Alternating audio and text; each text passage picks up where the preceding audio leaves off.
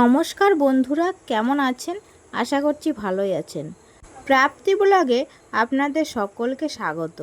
আবার একটি রান্নার ভিডিও নিয়ে চলে এলাম। আজকে করছি বেগুন পোড়া, আর করবো এই যে ফুলকপি আর আলু দিয়ে একটা রেসিপি।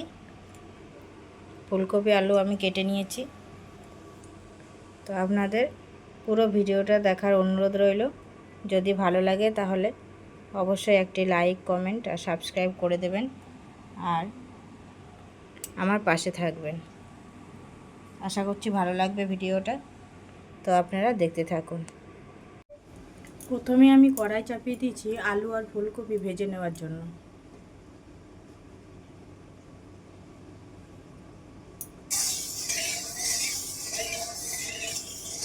প্রথমে আলুগুলো ভেজে নেব।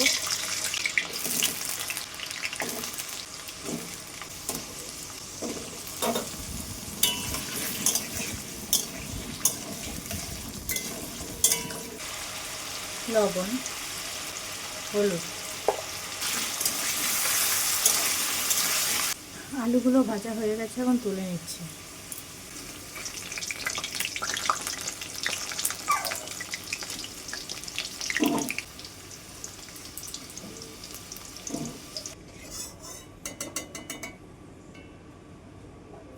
এইবার ফুলকপিগুলোকেও একইভাবে ভেজে নেব।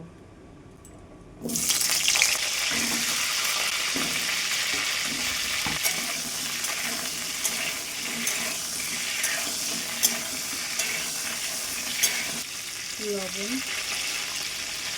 হলুদ,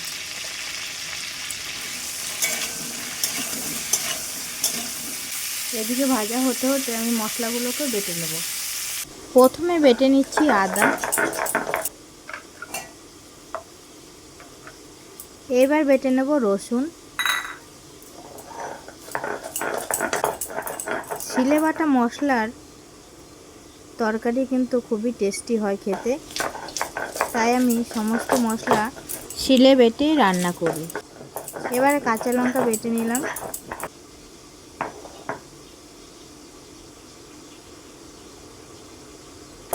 এখন বেটে নেব জিরে। জিরেটাও বাটা হয়ে গেল। আমার মশলা বাটা কমপ্লিট। এখন পেঁয়াজটা কোচাবো। সব মশলা বেটে নিয়েছি, এখন পেঁয়াজ কোচানো বাকি। এখন দেখি কতদূর হলো।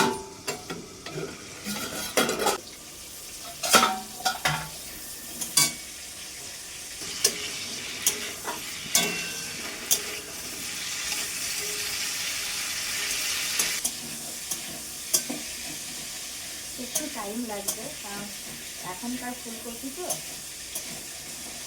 ভাজাটা একটু যদি ভালো করে না করি তাহলে আর খেতে ভালো লাগবে না।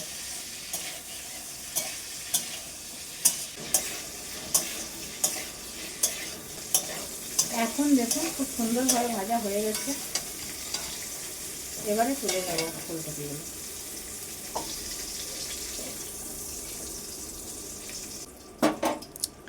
সব কিছুই বেশ ভালোভাবে ভেজে নিয়েছি, এখন মশলাটা কষিয়ে নেব। সেই জন্য কড়াইতে আবার বেশ কিছুটা তেল দিয়ে দিলাম। এইবার ফোড়নে দেব 2টি শুকনো লঙ্কা, আর দেব দারচিনি, লবঙ্গ আর এলাচ, আর 1টি তেজপাতা, আর সামান্য সাদা জিরে। এখন এই কুচিয়ে রাখা পেঁয়াজগুলো দিয়ে দিচ্ছি।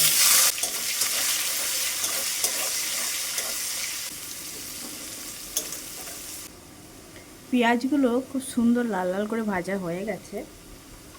এখন এই বেটে রাখা মশলাগুলো এক এক করে আমি অ্যাড করব। প্রথমে দিলাম রসুন বাটা,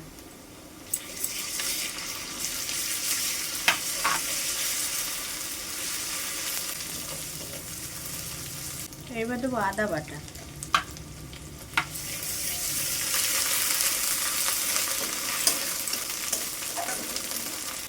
এখন দিচ্ছি জিরে বাটা,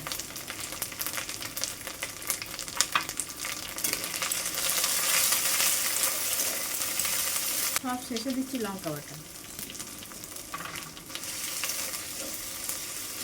এখন দেব সামান্য জল মশলাটা ভালোভাবে কষানোর জন্য।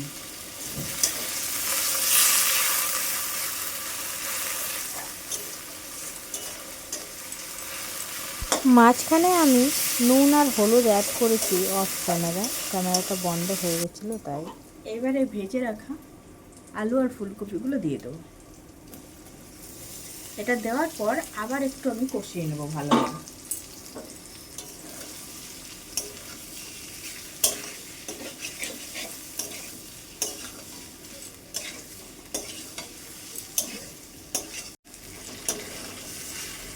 দেখুন সুন্দরভাবে একদম কষিয়ে নিয়েছি। আমার কষানো পুরো হয়ে গেছে, এখন জল দিয়ে দেবো।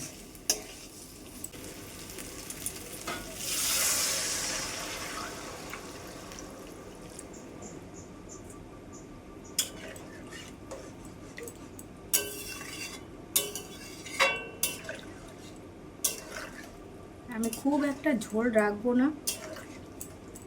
পুরো একদম গা মাখা মাখা হবে। এবার ঝোলটা ফুটুক। এই দেখুন ভালো মতন ফুটে গেছে, সব কিছু ভালো মতন গলেও গেছে।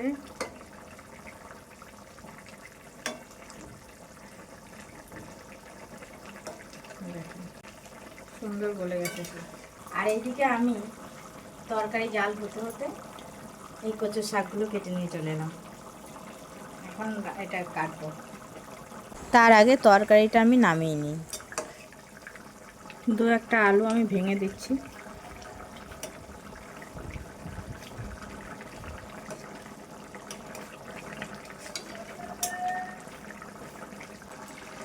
ঝোলটা আমি ঠিক এই পর্যায়ে রাখবো। এবার সব শেষে গরম মশলা ছড়িয়ে নামিয়ে নিই।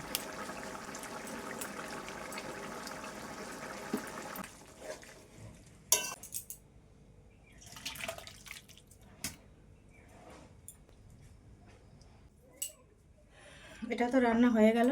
এবার সব শেষে এনেছি আবার কচুর শাক। যাই কচুর শাকটা আবার কেটে নিই। কচুর শাক কাটতে বসে গেছি। শাকগুলো আবার কেটে নিই।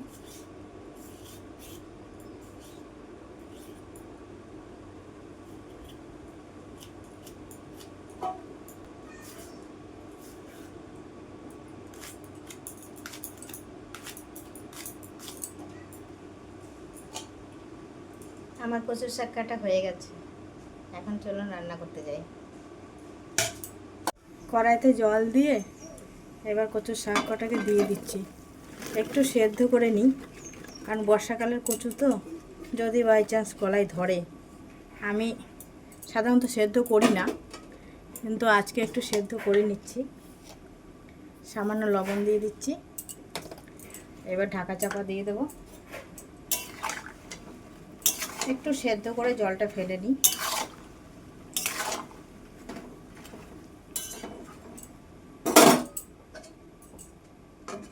ব্যাস হতে থাকে একটু। একবার ঢাকা খুলে দেখি কতটা সেদ্ধ হয়েছে।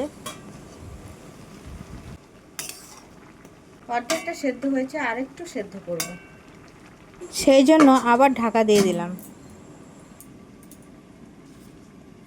এইবার ঢাকা খুলে দেখি কেমন অবস্থা। বাহ, এবার কি সুন্দর সেদ্ধ হয়ে গেছে সব। এখন এটা নামিয়ে নেব। এই জালি জালি এই পাত্রের মধ্যে রাখছি, তাহলে জলটা বেরিয়ে যাবে।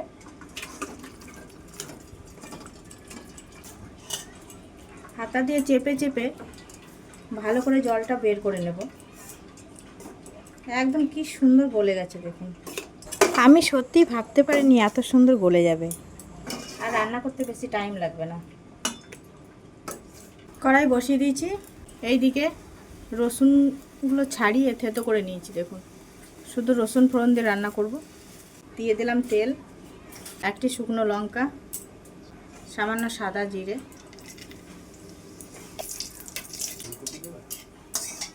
এটা খুব সুন্দরভাবে ভেজে নিয়েছি। এবারে এই থেতো করা রসুনগুলো দিয়ে দিচ্ছি। তো রসুনটা একদম লালচে কালার করে ভেজে নিতে হবে, তাহলে কাঁচা গন্ধটা চলে যাবে। রসুনের গন্ধ থাকলে আবার বেশি ভালো লাগবে না, রসুনের ভাজাটা ভালো হতে হবে। ঠিক এইভাবে ভেজে নিয়েছি। এইবার দিয়ে দেব কচুর শাক।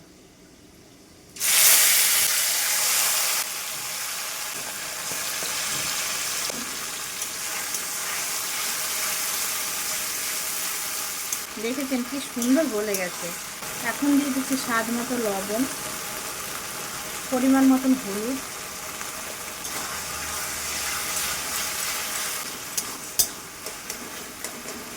এবার দিয়ে দিচ্ছি কাঁচা লঙ্কা।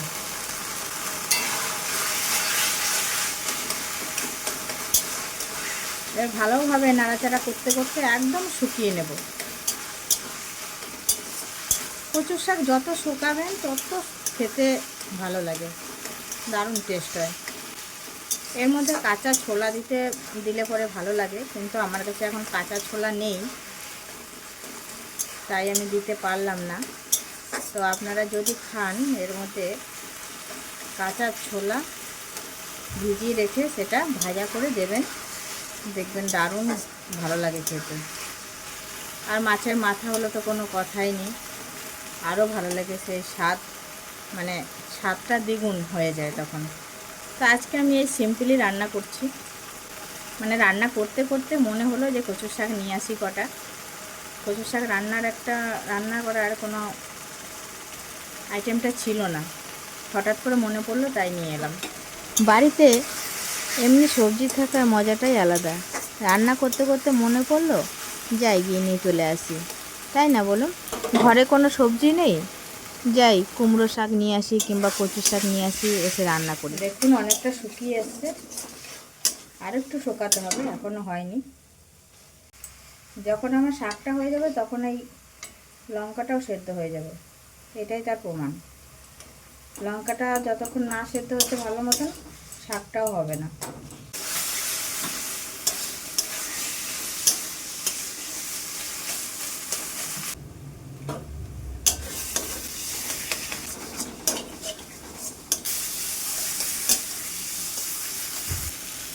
এইবার ভালো মতন শুকিয়ে গেছে, এই দেখুন। এখন আমি নামিয়ে নেব।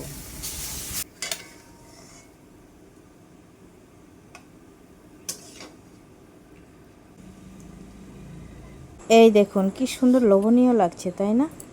খেতেও কিন্তু দারুণ লাগে। এইবার দেখুন আমি এই বেগুনটা নিয়ে বসে পড়েছি। প্রথমে পুড়িয়েছিলাম, এখন ছুলে নিচ্ছি, মাখিয়ে নেব। অনেক দিন খাই না বেগুন পোড়া। বেগুন পোড়া খেতে আমার ভীষণ ভালো লাগে, তাই ভাবলাম আজকে একটু বেগুন পোড়া করি। আমিও ভালোবাসি আর আমার কর্তাও ভালোবাসে।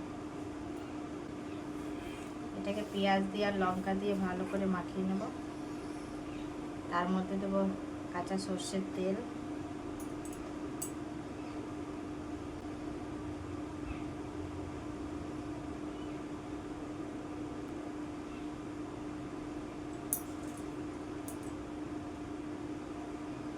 বেগুনটা ছাড়ানো আমার হয়ে গেল। এখন পেঁয়াজটা কেটে নিচ্ছি।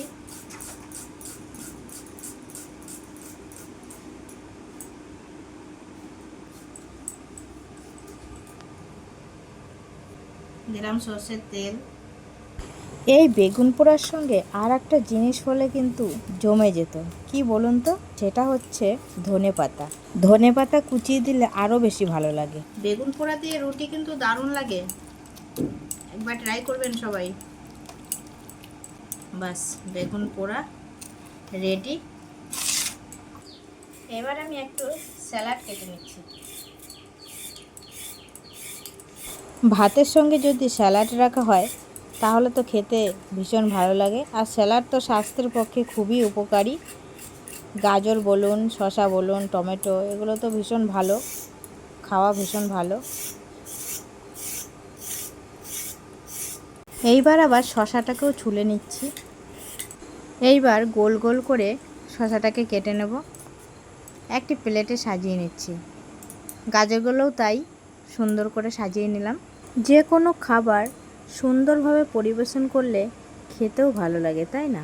আর অর্ধেকটা পেঁয়াজ ছিল, পেঁয়াজটাকেও কেটে স্যালাড করে নিলাম, আর একটি টমেটো। তো তো আমার স্যালাডের থালাটি কেমন লাগলো অবশ্যই কমেন্ট করতে ভুলবেন না যেন। সবশেষে ছড়িয়ে দিলাম সামান্য নুন, এতে স্যালাডের স্বাদ আরও বেড়ে যাবে। একবার ট্রাই করে দেখবেন। এইবার আমি আমার কর্তা মশাইকে খেতে দেব। প্রথমে দিয়ে দিচ্ছি বেগুন পোড়া, এরপর দিয়ে দিলাম কচুর শাক। এইবার একটা বাটিতে আলু আর ফুলকপির তরকারিটা সুন্দরভাবে পরিবেশন করব।